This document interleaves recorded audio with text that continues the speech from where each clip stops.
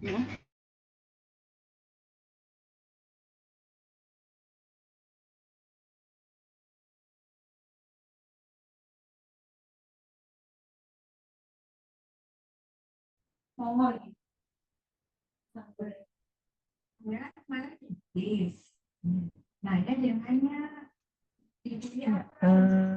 suara saya terdengar jelas tidak ya, Fadia? Dengar jelas ya? Oke, baik. Langsung, ini jumlah mahasiswanya berapa ya, Fadia?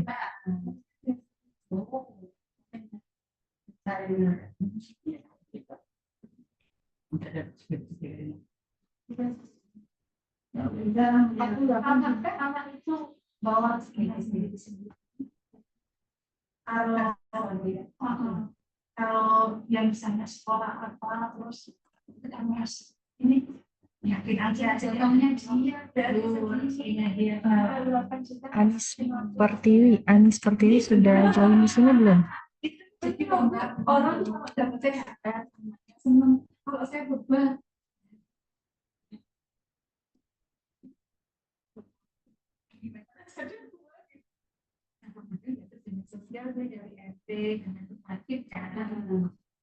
Anis sudah join di sini, Anis?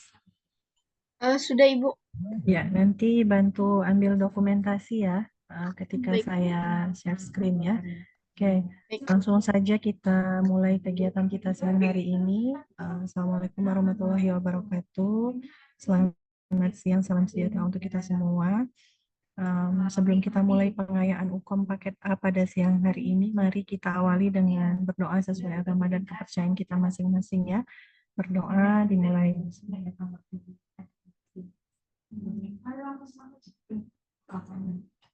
Berdoa selesai. Oke, baik. Teman-teman, saya izin menyampaikan pengayaan UKOM ya untuk materi keperawatan anak pada paket A. Semua sudah mengerjakan ya, saya yakin. Saya langsung izin share screen saja untuk pengayaan soal UKOM-nya ya.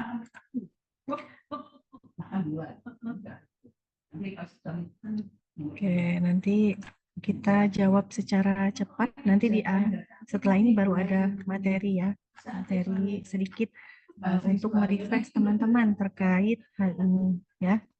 Oke, mungkin Anis bisa diambil dokumentasi dulu untuk slide yang ini, Anis. Oke, kita langsung lanjut ya untuk mempersingkat waktunya. Di soal nomor 53 ini mendiskusikan tentang rencana tindakan utama pada kasus dengan masalah perbaikan status cairan ya. Jadi ini masih tentang cairan pada anak ya, cairan non elektrolit. Jadi di sini kondisinya hasil lab anaknya itu trombositnya rendah ya, ada 19.500. Kemudian anak ini mendapatkan terapi kemoterapi, didiagnosis dengan leukemi. Dari hasil lab trombositnya dengan angka 19.500, maka rencana tindakan apa yang tepat begitu. Dari kelima pilihan ini sebenarnya kelima-limanya sudah sesuai ya dengan kondisi terapi cairan. Namun yang paling tepat adalah poin E di sini. Kita harus memberikan cairan parenteral yang sesuai dengan program. Oke, kita lanjut lagi. Ada yang menjawab salah di soal nomor 53?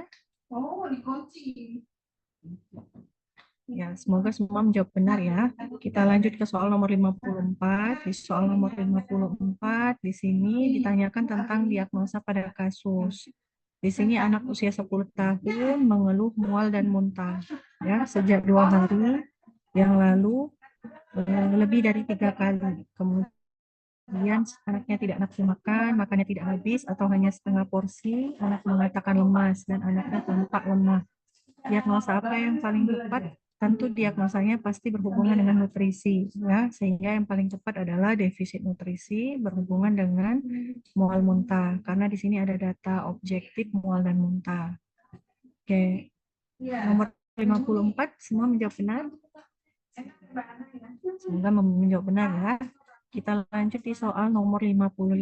Soal nomor 55 di sini implementasi utama yang harus dilakukan perawat pada anak dengan diagnosis medis talasemik ya.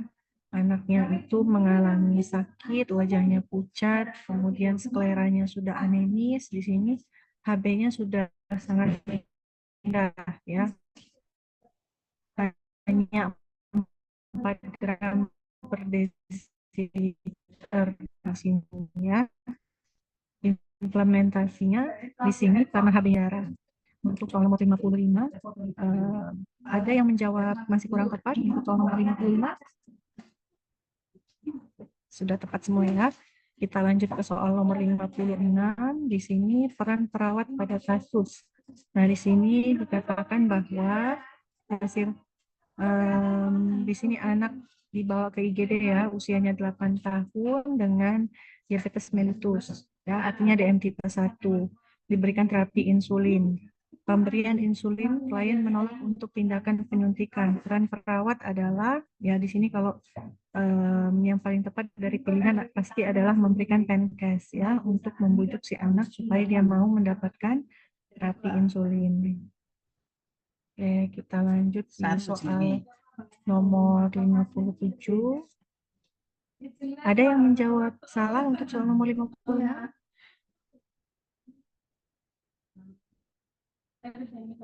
Fadia, benar atau salah nomor 56?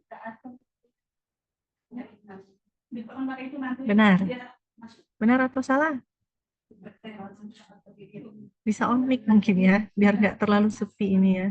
Anis, benar atau salah nomor 56? Benar, Ibu. Benar ya, oke. Nomor 57 kita lanjut ya. Apakah tindakan perawatan yang harus dilakukan pada pasien di atas? Bayi usia 3 hari dirawat di rumah sakit, kemudian perawat mau memandikan dengan alasan memegang kepercayaan bahwa selama sakit pasien jangan dimandikan ya sampai benar-benar sembuh. Tindakan yang harus dilakukan pada pasien ya pasti memberikan Pencast kalau ini ya, nomor 57. Oke, kita lanjut lagi soal 58. Di sini bicara tentang masalah keperawatan pada anak dengan BBLR. BBLR untuk masalah keperawatan yang tepat, ibu mengatakan kulit bayinya pudar sejak 2 hari yang lalu, kemudian selera kuning, anaknya tidak mau menyusu, suhunya 36, masih normal ya. Frekuensi nafas 36 kali per menit, nadi 120 kali per menit, kadar bilirubin lebih dari 2 mg per desiliter. Masalah keperawatan yang tepat, ya di sini terapi bermain nggak mungkin ya pada anak usia 5 hari, kemudian memegang alat medis juga nggak mungkin, kemudian menjelaskan prosedur juga nggak mungkin, memindahkan ke ruang isolasi itu sangat nggak masuk akal karena bukan penyakit yang infeksius begitu ya, dan bukan penyakit yang menular secara aerob, sehingga jawaban yang paling tepat adalah A untuk nomor 58 ya. Kita lanjut lagi ke soal nomor 59.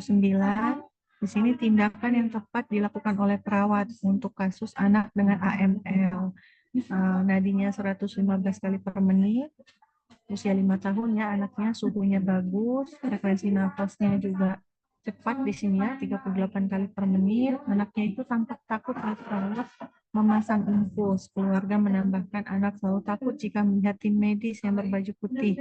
Berarti di sini ada dampak traumatis pada anak ya. Maka yang paling tepat dari kelima pilihan ini adalah memodifikasi lingkungan perawatan.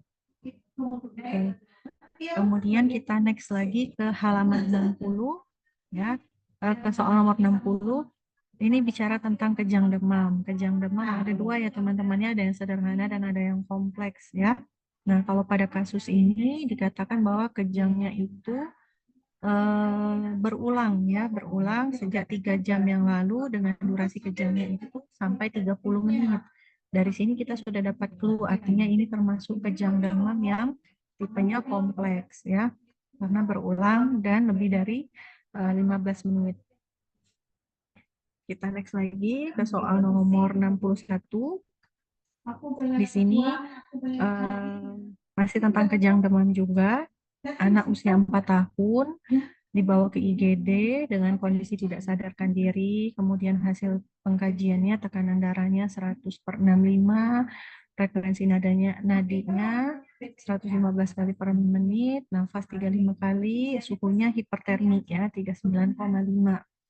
Tindakan yang paling tepat yang pertama harus dilakukan pada anak adalah dari 5 pilihan ini, pilihan yang A itu benar ya, pilihan yang B itu juga benar, yang C juga, yang D juga, kemudian yang E juga. Tapi untuk kondisi seperti ini yang paling tepat adalah kita harus melonggarkan pakaian dan memiringkan kepala anak supaya kita mencegah terjadinya aspirasi usus di soal nomor 61. Jadi jawabannya adalah B. Kita lanjut ke soal 62. Ini tentang imunisasi. Imunisasi anak usia tular. Kemudian dia akan mendapatkan imunisasi hepatitis B. Nah, di mana penyuntikannya ini dilakukan secara apa? Nah, nanti kita bahas di pembahasan ya.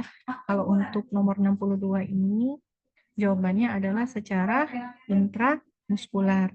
Ya, jadi penyuntikan itu ada secara penyuntikan imunisasi ada secara IC, ada IN, ya, dan ada secara SC. Nah, kalau IC itu intrakutan biasanya dilakukan pada penyuntikan BCG. Nah, selain dari itu, sebagian besar dilakukan secara intramuskular dan subkutan, ya. Jadi kita lanjut lagi ke nomor 63. Di sini nomor 63 bicara tentang bayi prematur, ya, bayi prematur.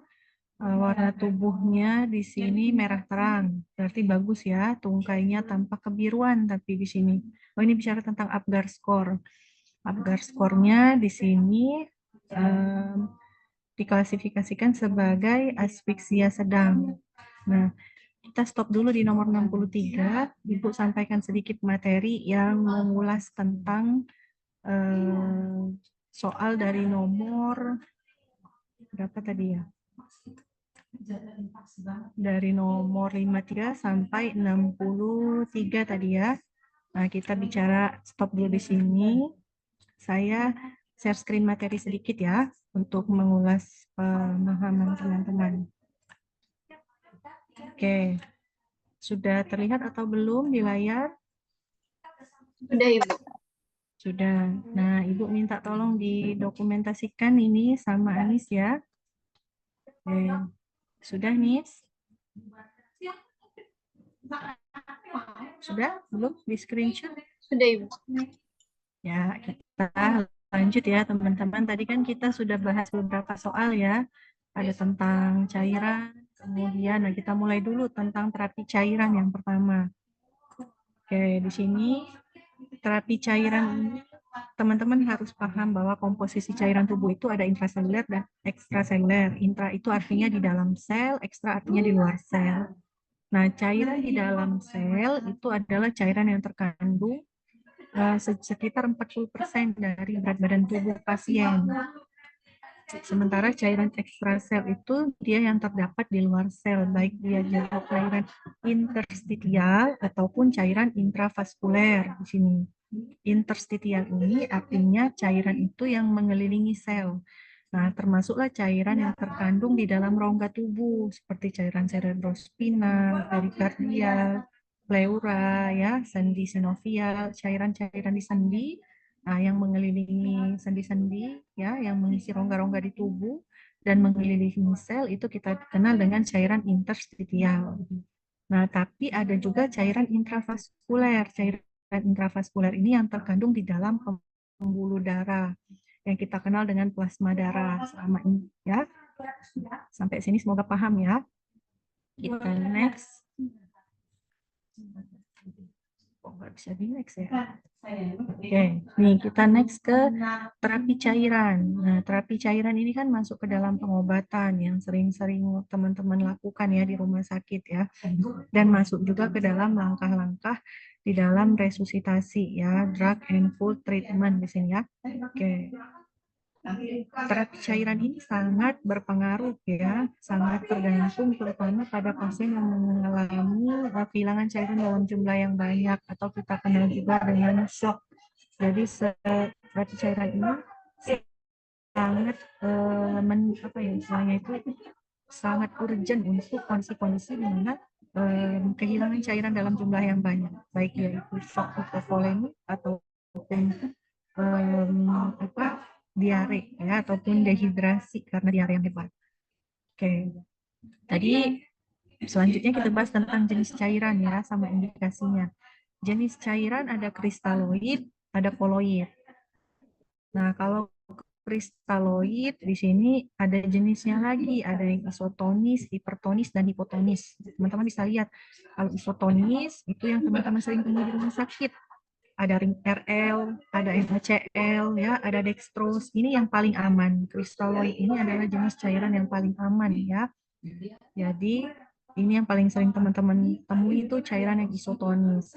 Kalau hipertonis itu jenis larutan yang kristaloid hipertonis. Contohnya dextrose ya. Kemudian dextrose yang 5% dengan campuran setengah NS. Ada juga dextrose 5% dalam normal salin ya.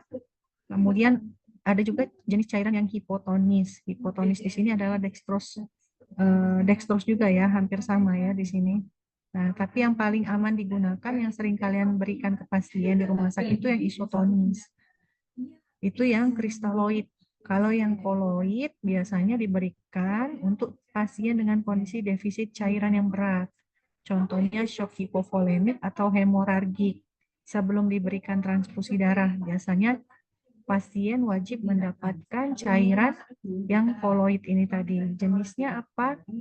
Jenis pada pasien dengan kondisi hipoalbuminemia berat ataupun kehilangan protein dalam jumlah yang besar. Contohnya pada pasien luka bakar. Nah, teman-teman perhatikan infusnya pasti jenisnya termasuk yang cairan koloid ya.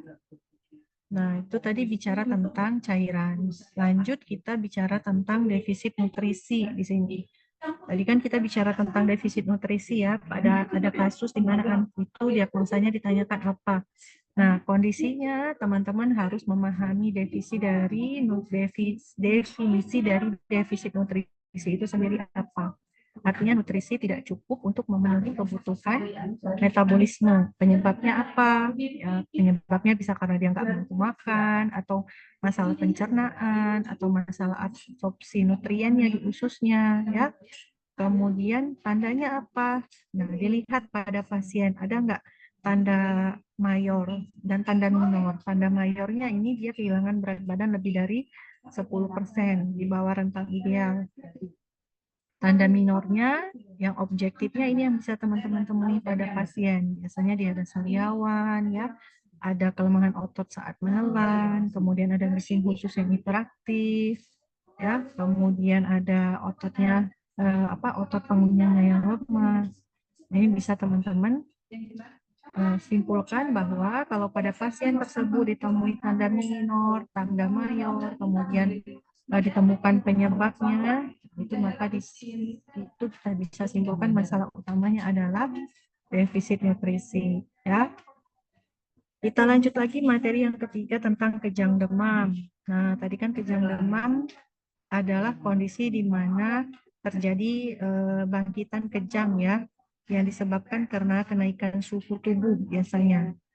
Nah, suhu tubuhnya itu di atas suhu normal. Kejang demam yang berulang pada anak biasanya dengan suhu di atas 38 itu sudah bisa menyebabkan anak berisiko mengalami kejang demam berulang. Nah, jenisnya ada dua, ada yang sederhana dan kompleks. Sederhana itu kalau dia berlangsung singkat, kurang dari 2 menit sampai 15 menit. Ini clue-nya, teman-teman. Jadi kalau dia berlangsungnya kurang dari 15 menit, ya, itu masuk ke dalam kejang demam sederhana. Tapi dikatakan kejang demam kompleks ketika dia berlangsung lebih dari 15 menit, ya. Nah, kemudian bahkan biasanya terjadi berulang atau lebih dari 1 kali dalam 24 jam. Tadi kan di kasus dikatakan 3 kali, ya. Dikatakan 3 kali dengan durasi lebih dari 30 menit. Maka dia masuk ke kejang demam yang kompleks.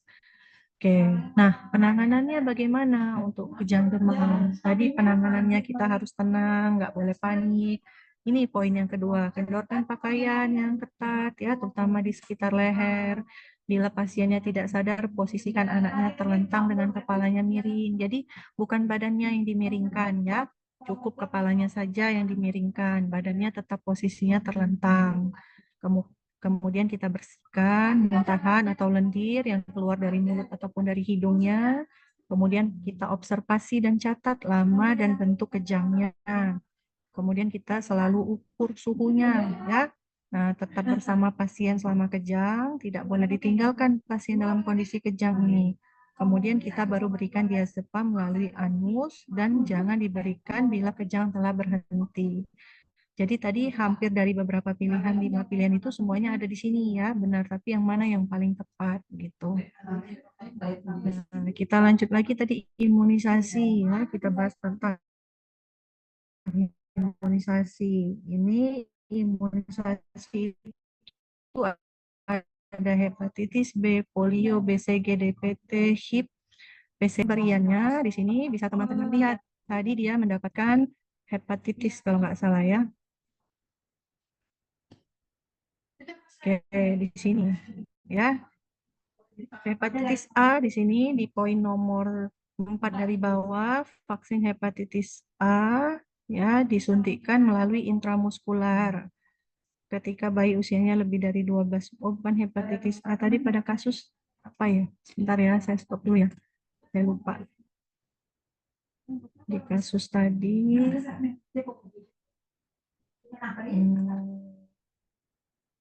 Hepatitis B. hepatitis B ya. Oke, sebentar. Ibu share materi yang bentar ya. Ada pedoman buku imunisasi. Teman-teman masih kelihatan yang saya share script? Kelihatan nggak buku saku imunisasi? Kelihatan Ibu. Nah, ini nanti saya bisa share materinya ya. Kalian bisa baca di sini, kalian bisa lihat di dalam sini untuk jenis-jenis imunisasi diberikan berapa kali ya. Kemudian cara pemberiannya seperti apa. Kalau kita bahas semua di sini waktunya sepertinya tidak akan cukup ya. Ini Ibu sampai jam berapa ya? 15-15 Ibu. 15 ya. Oke. Nah, ini nanti bisa dibaca ya di sini untuk pemberian imunisasinya, ini jadwal imunisasi, caranya, kemudian di apa? Satu lagi itu di bagian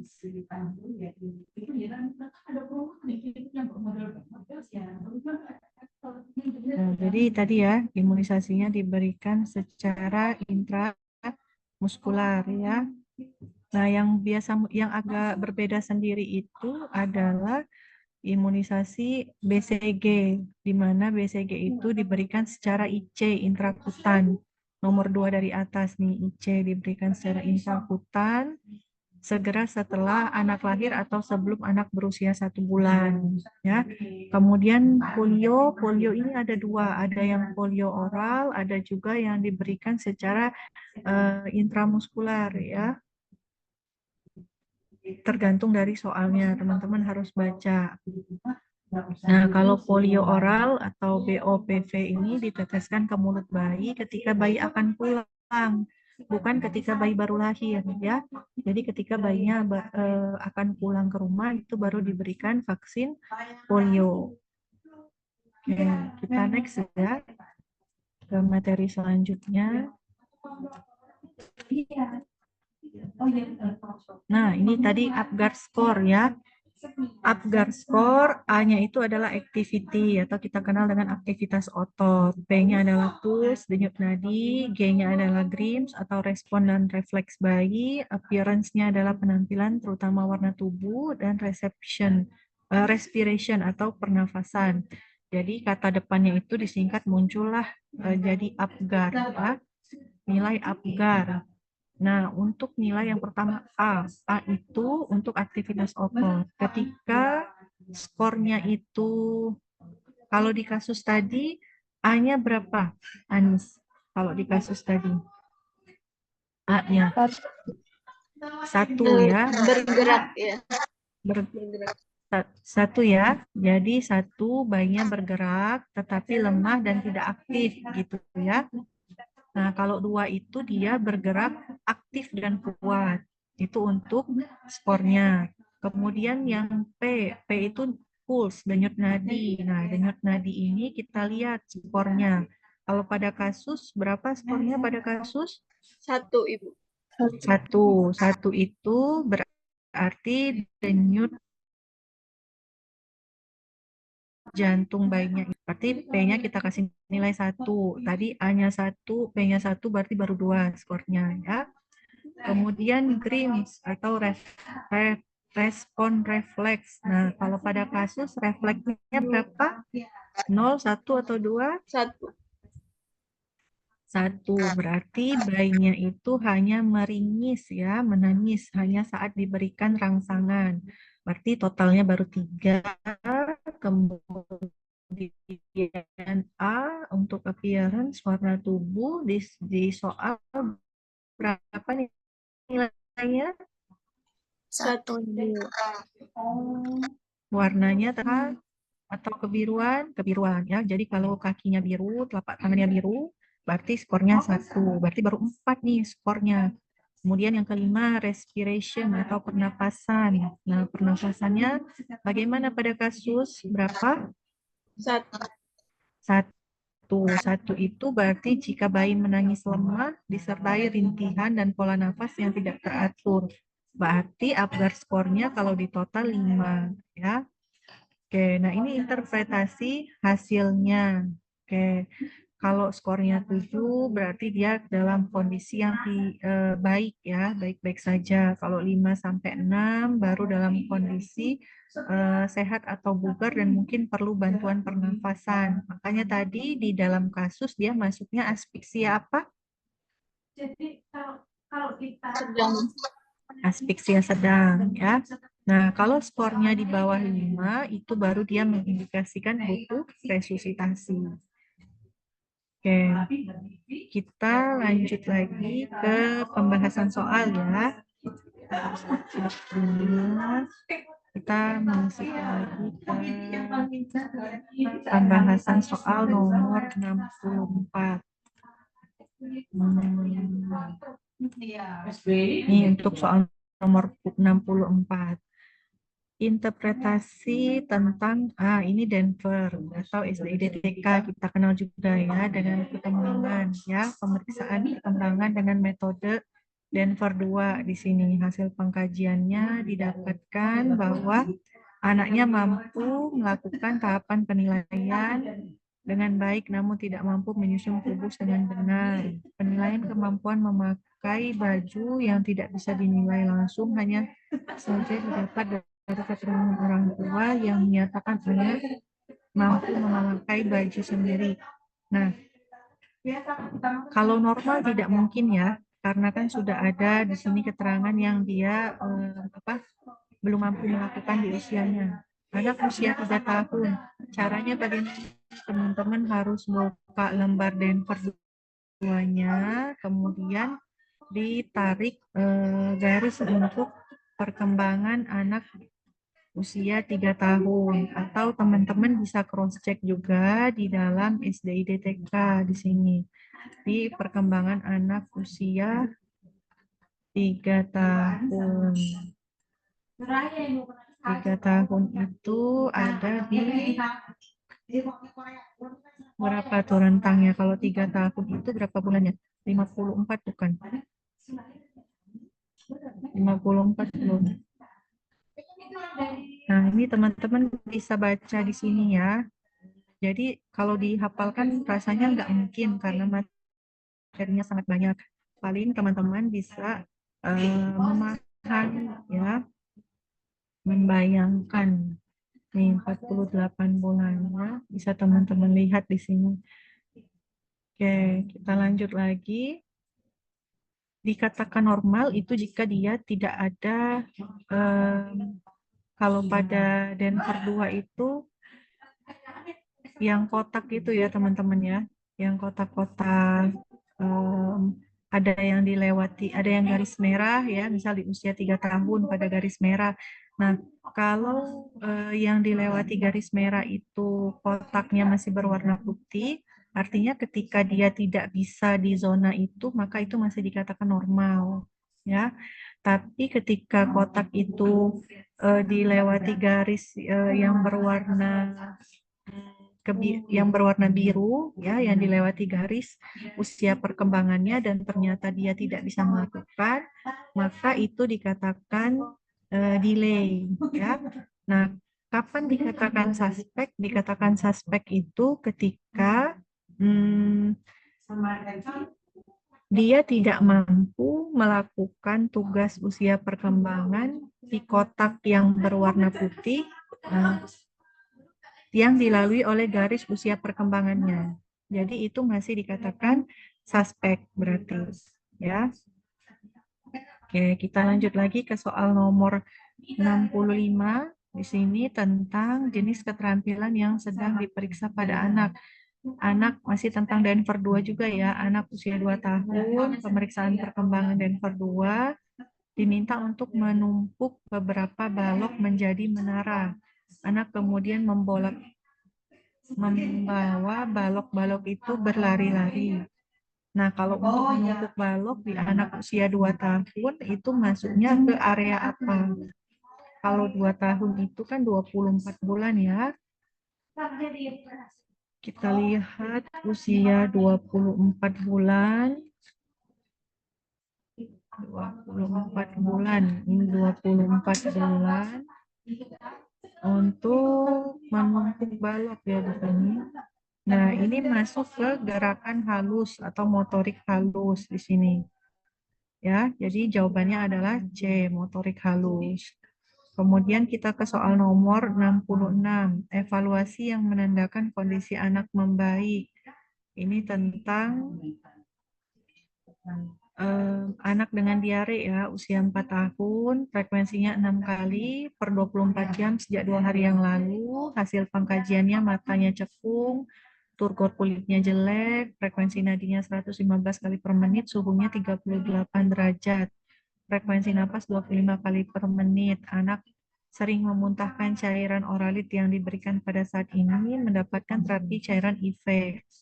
Evaluasi yang menandakan kondisi anak membaik adalah, nah kalau berkaitan dengan diare, cairan, pasti yang kita cross check adalah status hidrasinya.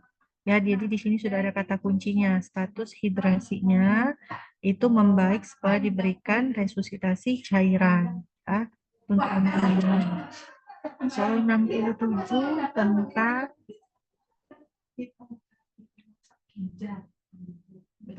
bayi ya, bayi usia 9 bulan dengan kondisi demam tinggi, berkeringat banyak, hasil RDT-nya negatif, nadi 152 kali per menit, hipertermi di suhu 39, frekuensi napas 40 kali per menit. Kriteria hasil keperawatan yang tepat diharapkan ya, karena di sini suhunya yang paling jelek ya, 39, maka yang kita harapkan adalah suhu tubuhnya kembali di batas normal untuk nomor 67.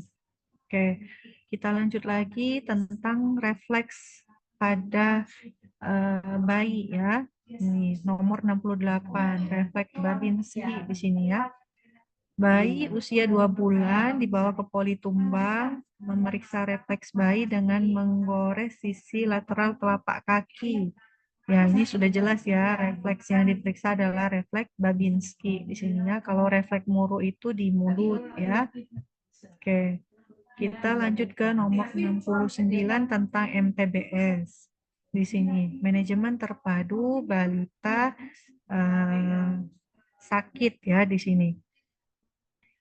MTBS, ingat teman-teman, ada MTBS, ada MTBM ya, manajemen balita sakit dengan manajemen bayi MTBM, bayi muda ya. Di sini MTBS, anak usia 6 bulan dibawa ke puskes, hasil pengkajiannya anak mengeluh telinganya sakit setelah berenang di sungai 10 hari yang lalu.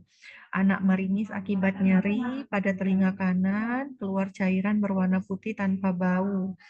dari telinga, suhunya 37,4. Apakah klasifikasi masalah telinga di atas? Nah, di sini harus dilihat buku MTBS-nya, teman-teman. Kalau dilihat, di situ masuk ke indikasi infeksi telinga yang akut. Ya, ini mau tidak mau memang harus dibaca buku MTBS-nya. Ada klasifikasinya di situ. Oke, kita lanjut ke nomor 70. 70 ini tentang anak laki-laki 11 tahun dirawat dengan AML di sini ya, leukemi, kemudian tampak lemah, suhu tubuhnya naik turun, kemudian nyerinya seperti ditusuk-tusuk jarum ketika bergerak ya, anak mengeluh nyeri, malas makan, berat badannya turun 13 kilo ya. Tekanan darah 130/80, nadi 88 kali per menit, suhunya normal di sini. Apakah masalah keperawatan yang tepat? Kalau dari suhu di sini tidak ada masalah. Dari respirasi juga normal ya. Oke. Kemudian di sini yang jelas ada kata kunci BB turun 13 kilo dalam 2 bulan. Ini lebih dari 10% ya. Artinya di sini masalahnya sudah pasti tentang nutrisi. Maka nutrisi kurang dari kebutuhan tubuh ya. Oke, kita lanjut lagi ke nomor 71. Di sini tentang orang tua, masalah keperawatan yang ditanyakan ya. Anak 4 tahun di ruang HCU, hidrosefalus post pipisan. Anaknya post pipisan ya, habis pemasangan selang pipisan. Pengkajiannya anaknya tampak agitasi di sini. Pupilnya isopor, tekanan darahnya 115/65, nadinya 120, nafas 32, irama irreguler, suhunya normal. Orang tua mengatakan tampak luka lecet di punggung anak, terdapat luka lecet di punggung anak. Masalah keperawatan yang paling tepat adalah kalau gangguan integritas jaringan nggak ada ya masalah keperawatan gangguan integritas jaringan, yang ada gangguan integritas kulit. Tapi nggak mungkin gangguan integritas kulit untuk pasien hidrosefalus post pipisan ya. Kemudian pola nafas tidak efektif. Di sini dikatakan iramanya yang irreguler, irama nafasnya irreguler. Di sini frekuensi nafasnya termasuk rentang pada anak usia 4 tahun ya, 32 kali per menit. Ini tidak apa sih namanya tuh, tidak mengindikasikan masalah pola nafas ya di sini. Kemudian resiko cedera ini bisa ya, tapi yang paling tepat di sini adanya resiko ketidakefektifan perkusi jaringan serebral karena di pasien pasca dilakukan hidrosefalus post pipisan. Nah, jadi yang paling tepat bisa sebenarnya pola nafas tidak efektif ini diangkat, tapi kondisi yang lebih tepat dengan keadaan pasien adalah poin yang C, untuk nomor 71. Oke, kita ke soal yang terakhir. Ini tentang anak 3 tahun dengan kondisi BAB cair lebih dari 6 kali dalam sehari, ya diare ya, berarti terdapat lecet pada bokong, tekanan darah normal, nadinya normal, nafasnya normal, ya, suhunya normal. Selama ini ibu tidak tahu cara membersihkan popok pada anak. Anak usia 3 tahun masih pakai popok, ini termasuk keterlambatan ya, berarti ya. Apakah masalah keperawatan yang tepat? Kalau suhu normal ya, berarti hipotermi coret. Gangguan integritas kulit bisa diangkat di sini karena terdapat lecet kemerahan di bokong anak ya. Hipovolemi tidak ya, karena di sini nggak ada hasil pemeriksaan apa namanya tuh, gas darah di sini nggak ada ya.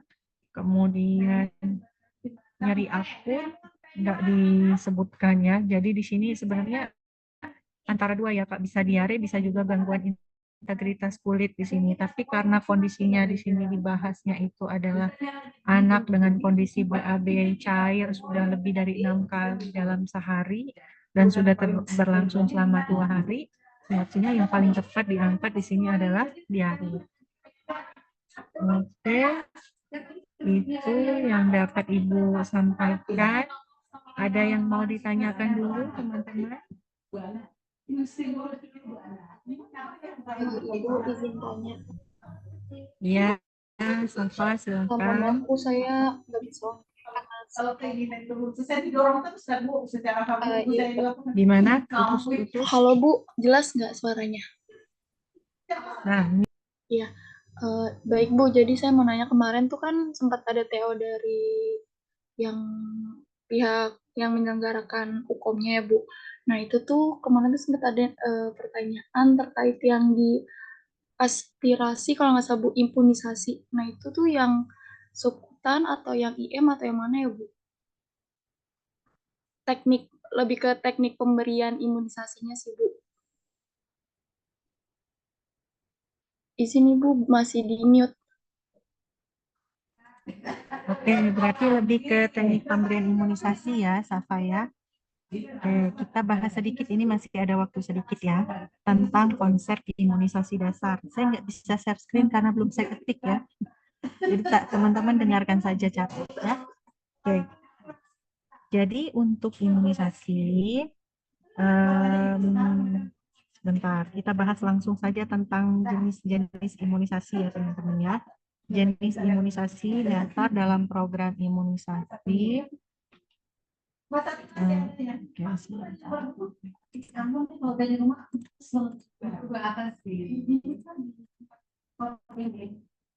Oh itu kirain untuk guru-guru nggak usah bukan di sini tadi, sebentar imunisasi daftar imunisasi. Oke, saya share screen ya. Screen. Nah, sudah terlihat belum? Sudah Ibu. Iya, sudah terlihat ya. Ini adalah imunisasi untuk anak usia 0 sampai 18 tahun yang dipedomani oleh IDAI tahun 2023 ya.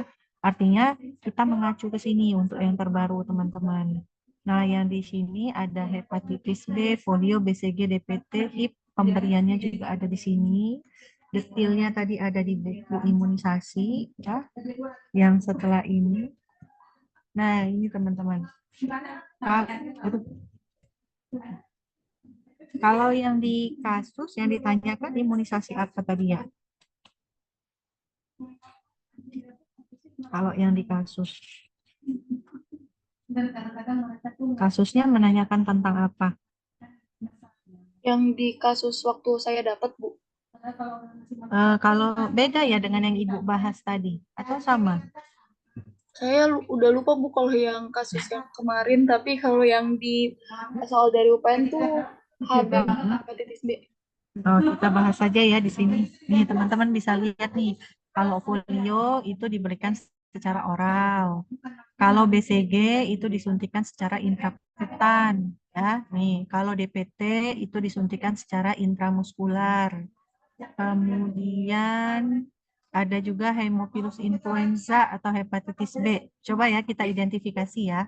Yang beda sendiri itu di sini baru BCG, DPT, hemofilus influenza B itu juga secara IM, PCV juga secara IM, rotavirus ini secara tetes ya, diteteskan ke mulut. Kalau rotavirus sama seperti polio. Kalau influenza ini juga secara IM.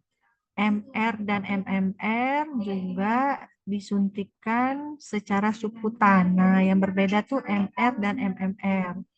Jadi yang beda sendiri BCG secara intrakutan, MR dan MMR secara subkutan. Kemudian sisanya yang lain kecuali polio dan rotavirus itu secara intramuskular. Kalau Jepang ini jarang ditanyakan Japanese encephalitis ini karena kan ini bukan yang ditanggung oleh negara ya. Kemudian varicella, cacar juga secara subkutan sama seperti MR dan MMR. Hepatitis A secara intramuskular IM, tifoid itu secara IM, HPV itu secara IM, dengue itu secara IM juga. Nah, jadi kita berpedoman di sini saja, teman-teman. Kira-kira pada soalnya yang kemarin itu yang ditanyakan kasus yang mana gitu. Jadi disesuaikan di sini. Begitu ya, Safa ya. Semoga bisa menjawab ya. Kalau tekniknya Bu yang di pada saat disuntikan terus harus diaspirasi kan, Mas Bu? Itu yang mana Bu? Oh, yang harus diaspirasi itu sebenarnya kalau untuk intramuskular itu wajib ya diaspirasi dulu. Karena kan dia itu sudah dalam begitu ya, menuju ke otot gitu. Tapi kalau yang intrakutan, yang pas di bawah kulit itu tidak perlu. Ini yang BCG ini tidak perlu diaspirasi, yang intrakutan. Karena kan posisi jarumnya kelihatan ya, pas di bawah kulit. Jadi ketika pemberian imunisasi BCG diaspirasi itu hanya akan menambah nyeri pada pasien. Jadi kalau BCG itu tidak perlu, kalau intramuskular itu baru diaspirasi. Kemudian ada beberapa sumber juga yang mengatakan yang penyuntikan secara suputan ya, suputan di paha untuk pemberian imunisasi DPT ataupun di lengan itu ada juga kalau tidak salah ya dari IDA juga mengatakan itu tidak perlu diaspirasi kalau yang suputan.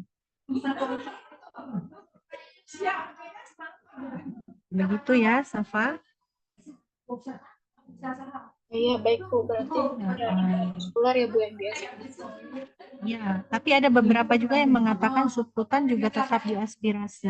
Jadi yang tidak diaspirasi itu, oh tetap diaspirasi, yang tidak itu cubitan. Jadi kan ada yang dicubit. Nah, suputan yang di bagian lengan itu kan ada yang dicubit ya. Ada yang dicubit dan ada yang tidak. Tapi kalau diaspirasi tetap kecuali yang intrakutan tadi. Iya, baik Bu, terima kasih Bu. Sama-sama. Ada lagi teman-teman?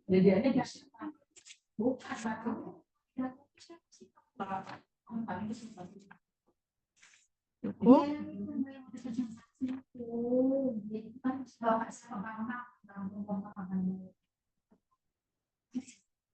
Cukup ya sepertinya. Ibu stop share screen-nya ya. Cukup. Kalau misal mau materinya nanti saya share lewat Anis saja yang menghubungi Ibu ya. Anis tolong di-share juga ke Ibu ya hasil dokumentasi kegiatan kita hari ini. Baik Ibu. Apakah cukup yang saat Ibu share screen saja Ibu? Ya, sama ini kehadiran semuanya ini. Oh, Ya. boleh Bu. Ya, silakan dibuka dulu kameranya. Boleh.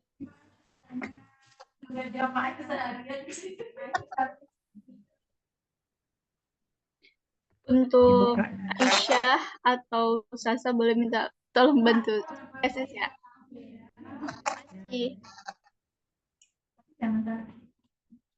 Slide. Ada 3 slide. Slide yang pertama dulu ya. Saya hitung dulu ya.